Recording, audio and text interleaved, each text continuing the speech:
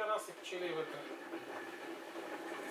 Значи това е разпечатващата, това е То не е стар модел, но това е лично моята, преди 7 години съм я взел. Тя е ръчна.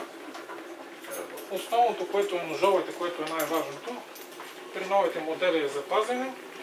Тук е сложен мотор с редуктор и с инвертор да променя скоростта на подаване на рамки. Значи тук се подават рамките с това движение. Този мотор е за ножовете.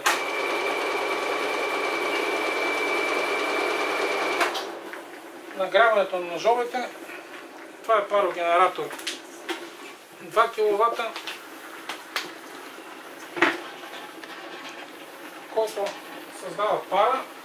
От едната страна влиза пара, от другата излиза конденза.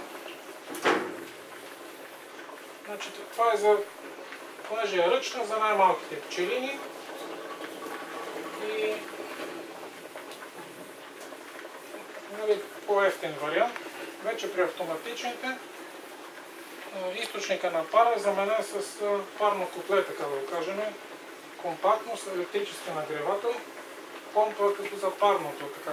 Тоест, тук влиза гореща вода и може да регулирате температурата на нагряване на ножовете. Сега се регулира, като се изключи парогенератора и температурата намалява. Това е основното предимство. Значи, това е, както се казва, това е оригинала. Полската машина е копия на пазене. Има и турско копие. И най-голямото предимство е, че ножовете се отварят по летвата. Така че в същото време първо се регулира ширината между ножовете. Аз съм направил 14 мм, за да може да изрязва до основата на килийките. Ще видите после как пада много восък. Ако отстрани с Хофман тези ножове... Няма значение. Това тук е пружиниращо.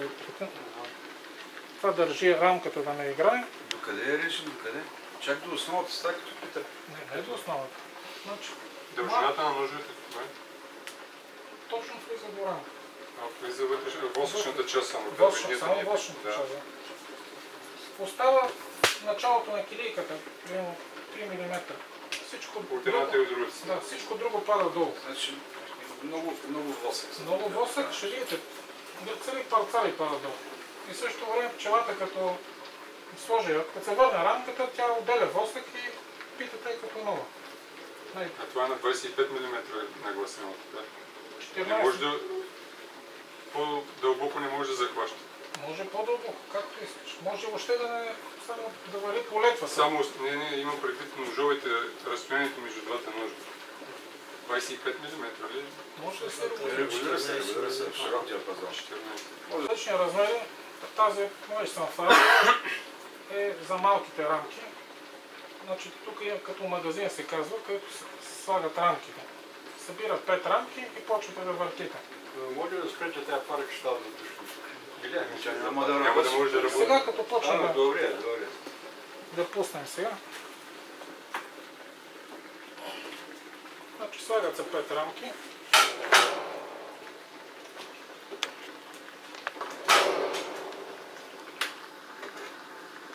Изградени, неизградени, те изразват всичко.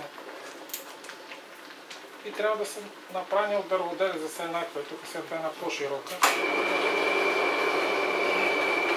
Почвате. Значи това е заменено с мотор при новите. Какво ще кажете за начина на разпечатване? Следващата избутва.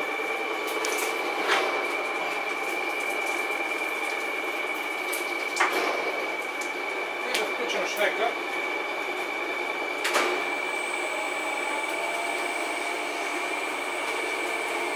Значи долу разпечатките и ги поема шнека.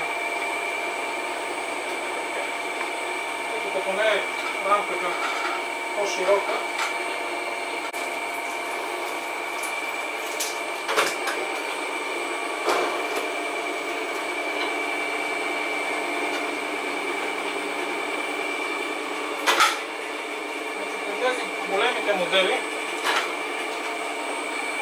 магазин минава тук и само с едно натискане на педал той се вдига и ти само ги буташ 10 рамки. А дървената част пада долу.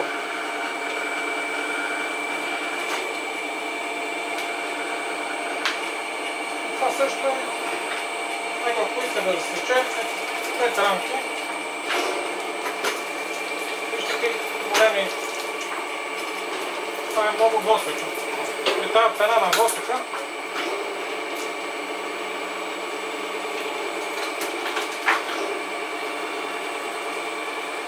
ето избутва напред.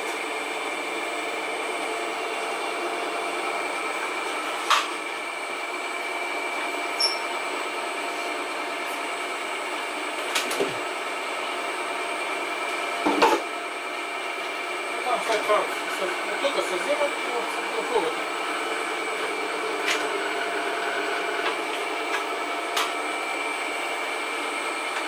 Добре рамките да са еднакви, защото ето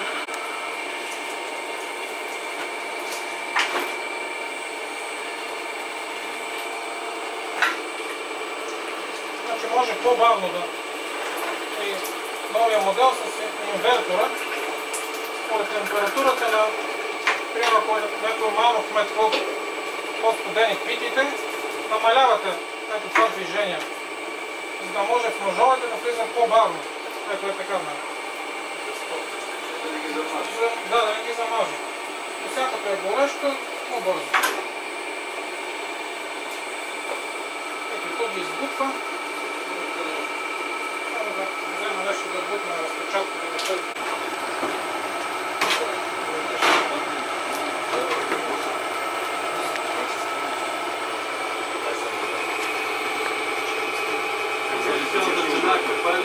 Увеличително скоростта на шайка малко. Много ще питате за цените. Защото те са, нали това, водолам бат е малко по-скъпно, е по-голямо. Вече с мотора има и други.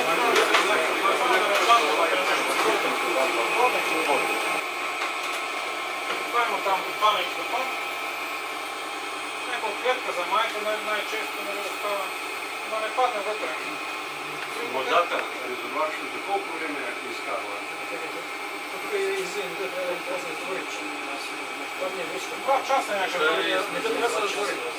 Красочно за... Не, като не е кръв. Там се остане за Падне модата. и воска. Не, защото воска трябва да запада. Значи, вижте, телишка вижте.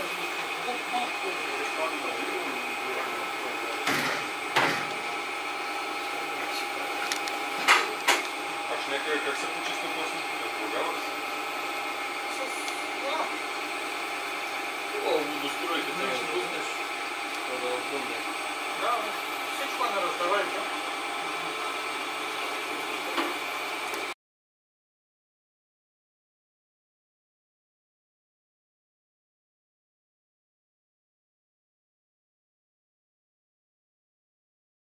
Да, по-разстройка става чисто ново.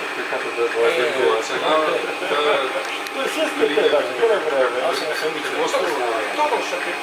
Я сам гледам, как это быстро подпинал, Сега се храна.